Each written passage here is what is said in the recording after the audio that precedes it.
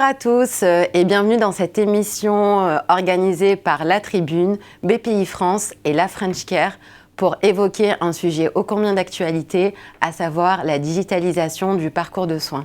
Pour évoquer ce sujet, j'ai le plaisir d'être accompagnée de Chara Louafi, Jordan Galera et de Marie Piroutet, que je laisse se présenter. Bonjour, je suis Marie Piroutet, cofondatrice et présidente de Biosensi.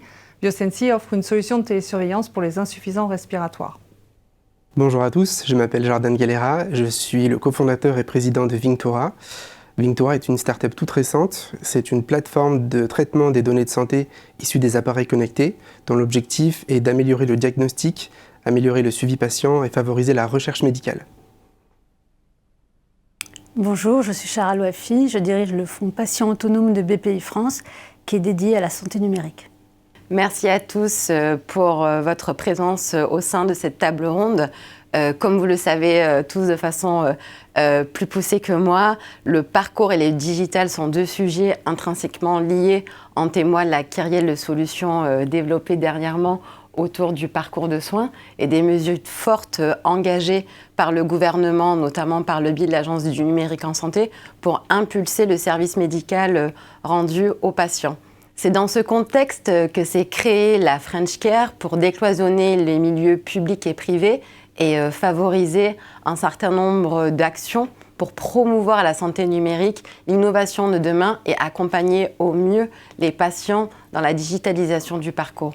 C'est dans ce contexte que s'est créé le nouveau COC de BPI France, à savoir la French Care pour décloisonner le public privé et assurer un meilleur accompagnement des patients pour la promotion de la santé et de l'innovation de demain.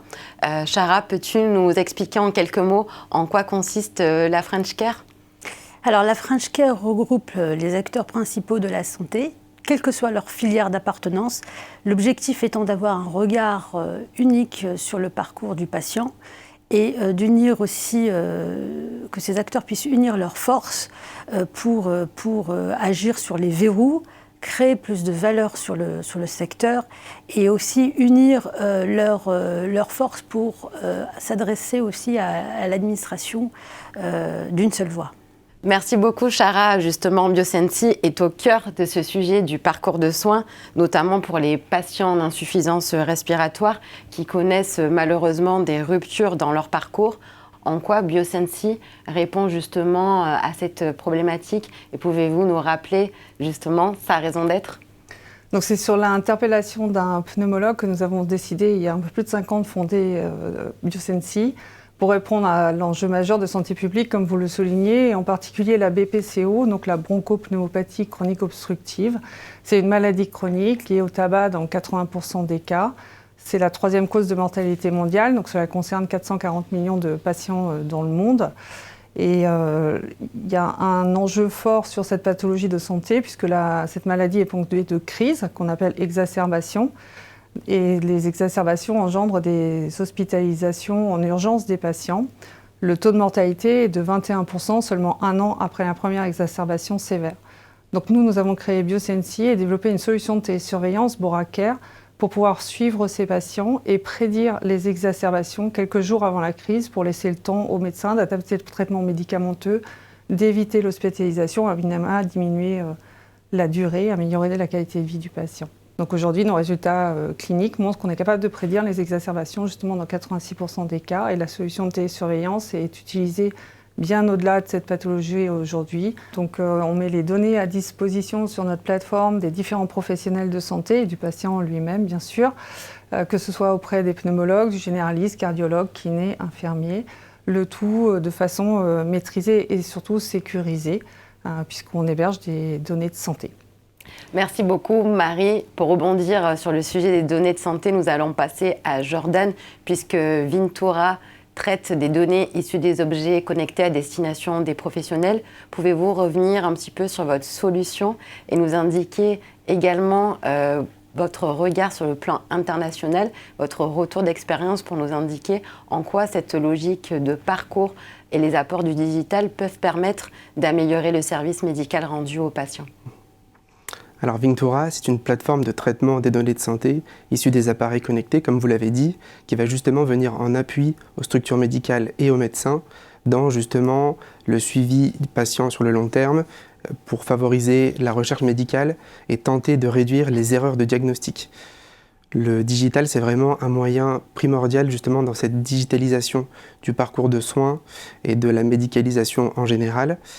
La protection des données est justement le pilier le plus important dans cette digitalisation parce qu'il est primordial de sécuriser correctement les données de santé des patients. La première étape de cette protection des données, c'est vraiment la mise en place du RGPD il y a quelques années qui vient justement sécuriser ce parcours patient. Alors bien sûr, la santé est une prérogative des États, mais l'Union européenne est présente pour justement venir en appui et tenter de passer outre les obstacles qui sont actuellement en place et qui pourraient freiner justement cette digitalisation. Je pense qu'il est vraiment primordial de continuer à développer des normes et des protocoles de sécurité qui vont justement permettre cette digitalisation. Par exemple, la semaine dernière, les eurodéputés ont accueilli favorablement le rapport préliminaire relatif au projet d'espace européen des données de santé. C'est vraiment une étape majeure dans cette digitalisation parce que ça permet non plus de réfléchir au niveau français, mais également au niveau européen. Et justement pour Vinctura, qui est une plateforme de traitement des données de santé, c'est très important de le prendre en compte dès les premiers développements de la plateforme et de notre algorithme pour justement respecter cette législation.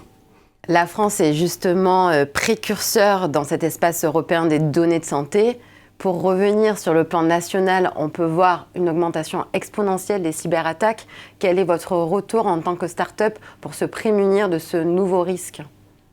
Quelques chiffres clés. Tout d'abord, il faut savoir que les levées de fonds des startups dans le domaine de la cybersécurité en 2022 s'élèvent à 2,4 milliards d'euros en 2022. Donc c'est un chiffre qui est énorme et ça représente très bien justement cet enjeu de plus en plus important dans le développement des plateformes et des startups. Marie, quel est votre retour là-dessus ? Alors nous, la sécurité des données des patients a été prise en compte dès le départ à la conception de la plateforme.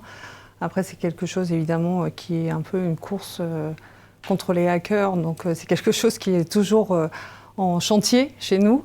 Et en particulier, aujourd'hui, on a l'Agence numérique en santé qui a fourni un référentiel sur lequel on est en train de se mettre en conformité. Donc, pour pouvoir bénéficier du forfait de la télésurveillance, par exemple, il faut à la fois être conforme RGPD, bien sûr, être hébergé chez un hébergeur agréé, certifié données de santé. Il faut répondre à un référentiel HAS et il faut être conforme au référentiel de l'Agence numérique en santé et être dispositif médical de classe 2A. Donc voilà un petit peu la feuille de route pour pouvoir essayer de sécuriser le plus possible les données de patients qui nous sont confiées. Effectivement, le risque zéro n'existe pas et ces données à caractère très sensible doivent être protégées. On va peut-être revenir sur une vision prospective du parcours de soins. On a pu voir effectivement qu'il faut se projeter dès le départ sur une vision internationale pour pouvoir prendre en compte la fertilisation croisée de tous ces acteurs. Et c'est le cœur aussi de la French Care. Donc comment vous voyez demain, tous autour de cette table, le parcours de soins digitalisé de demain ? Alors je peux prendre la parole sur le sujet. En fait, l'idée c'est d'avoir un parcours du patient quand il n'est pas encore malade, au-delà en fait de uniquement sa prise en charge dans un espace, on va dire, hospitalier ou en médecine de ville, mais au-delà en fait de cette étape-là, et c'est à un niveau plus, on va dire, préventif. Donc un parcours finalement en lien avec son état très en amont en fait de l'arrivée en fait d'une maladie, et donc un parcours en lien avec sa donnée, et donc ce qui permettrait aussi de suivre en fait les facteurs de risque associés à la maladie, de pouvoir aussi avoir une idée alors qu'il est dans un état on va dire sain au niveau, on va dire, asymptomatique, et donc de dépister et de rentrer dans une étape de diagnostic. Donc toute cette étape un peu en amont du diagnostic qu'on connaît en fait, qui était une étape ultime pour entrer dans une prise en charge, d'avoir une espèce de vision un peu plus détaillée et plus fine de ce parcours lié à une donnée qui va en fait d'un impact plus populationnel vers un impact plus individualisé.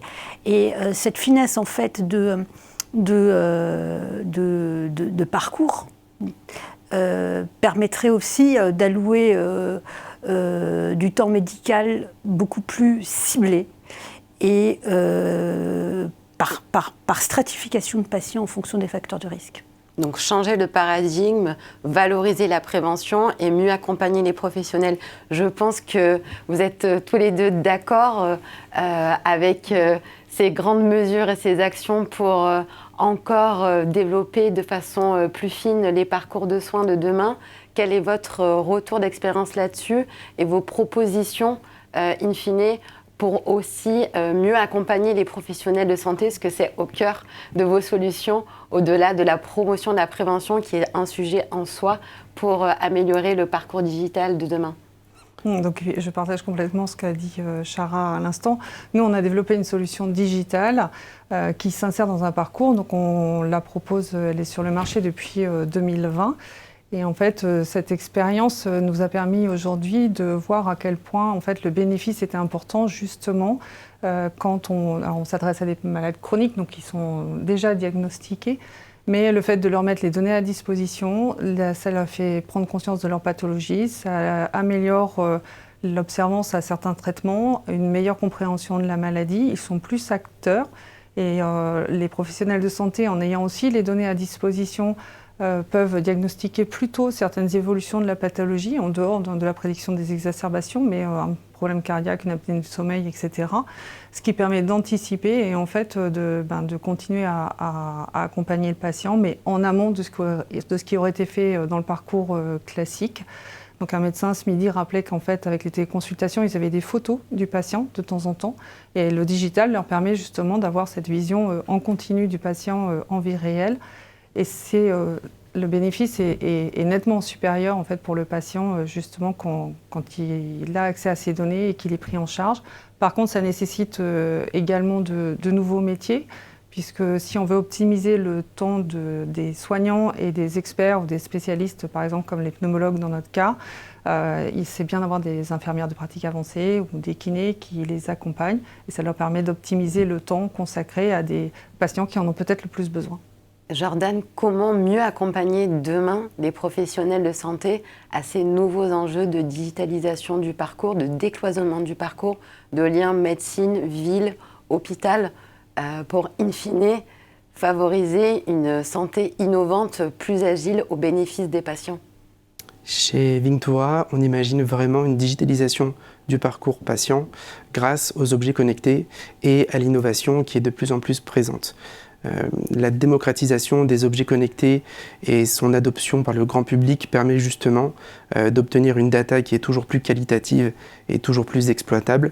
Et justement, notre plateforme a l'ambition de rendre cette data utilisable par les professionnels de santé et les structures médicales pour justement favoriser un suivi patient lorsqu'il n'est pas forcément placé dans les grands centres de soins, notamment parisiens, et justement de permettre aux professionnels de suivre son patient à distance et dans la durée. Et qu'attendez-vous peut-être pour conclure de la French Care pour vous accompagner à franchir vos prochaines étapes? Beaucoup de choses, mais en particulier, en fait, je parlais de ces parcours justement qui étaient à inventer, et effectivement, voilà, d'être rassemblés et pouvoir expliquer justement aux instances qu'il y a aussi des nouvelles peut-être structures, nouveaux métiers à inventer, dont beaucoup ont été amorcés. Hein. Je pense que c'est très important et ce sera un facteur de succès certainement. La French Care, je pense que c'est aussi un atout dans la création d'un réseau. Quand on est une start-up naissante, c'est toujours bon de recevoir des conseils de start-up qui sont un peu plus âgées ou de personnes qui ont déjà monté des projets comme celui-ci, et donc d'avoir la chance de bénéficier de ce réseau, de ces événements pour justement lancer son projet. Je pense que c'est une force très importante. Peut-être, Chara, un petit mot de conclusion pour impulser la French Care? Écoutez, de toute façon, je vous encourage à rejoindre le mouvement. Hein. C'est un mouvement, comme on le disait, en fait, qui est un mouvement ouvert. Et l'idée, c'est vraiment de partager vos visions pour créer ensemble une vision chaîne de valeur et intégrer, en fait, aussi vos contraintes et que vous puissiez profiter aussi de la courbe d'expérience d'autres acteurs pour gérer les freins que vous pouvez rencontrer, notamment réglementaires, et avec une vision unique autour du patient. Un grand merci à tous les trois pour la richesse de vos interventions. Et n'oubliez pas, rejoignez la French Care. Merci également à la Tribune pour avoir organisé cette super table ronde et à BPI France pour l'organisation de cette table ronde.